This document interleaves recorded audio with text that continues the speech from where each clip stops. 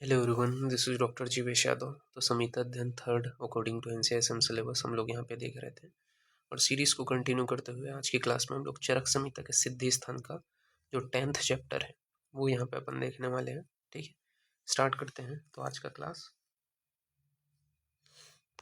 तो चैप्टर का नाम क्या है? वस्ती सिद्धि अध्याय। ठीक है, इसमें अगेन अपन लोग महत्वपूर्ण जो पॉइंट है, ठीक है, एग्जाम पॉइंट ऑफ व्यू क्या क्या क्वेश्चन आ सकते हैं इससे वो अपन देखेंगे।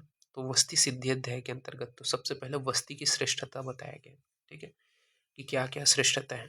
तो यहाँ पे बताया गया है कि वस्ती की श्रेष्ठत्व में ये शीघ्र ही और सुखपूर्वक मल का शोधन करते हैं। तो पहला क्या है?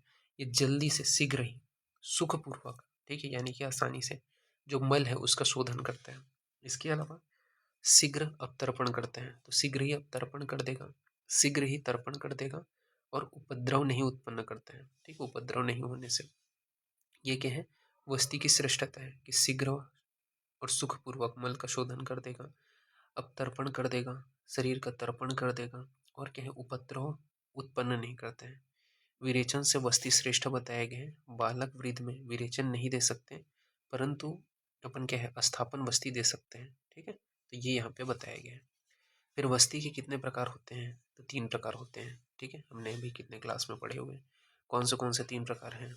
तो आपका अनुवासन वस्ती, निरूह वस्ती और उत्तर वस्ती। तो वस्ती के कितने प्रकार हैं? 3, अनुवासन, निरूह और उत्तर वस्ती।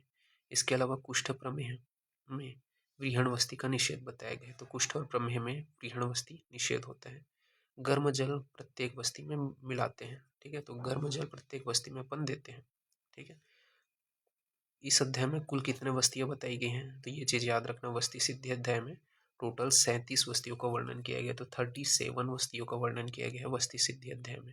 ठीक है, ये कुछ अपने पॉइंट ऑफ व्यू से आपको ध्यान में रखना है। ठीक है, प्रमुख क्वेश्चन यही से बनते हैं कि वस्ती की श्रेष्ठता बताइए करके। ठीक है, और क्यों श्रेष्ठ है वस्ती, ये क्वेश्चन आपका बनता है। तो अभी के लिए इतना ही। नेक्स्ट जो क्लास होगा उसमें आगे का कंटिन्यूशन करेंगे। ठीक है, बाकी इसको थोड़ा सा ब्रॉडली अगर पढ़ना चाहो तो बुक से पढ़ सकते हो, बट प्रमुख जो पॉइंट है एग्जाम पॉइंट ऑफ व्यू से वो हम इस सीरीज में कंटिन्यू कर रहे हैं। ठीक है, तो इतना आपको इस चैप्टर में देखना है। ठीक है, तो अभी के लिए इतना ही। Thank you.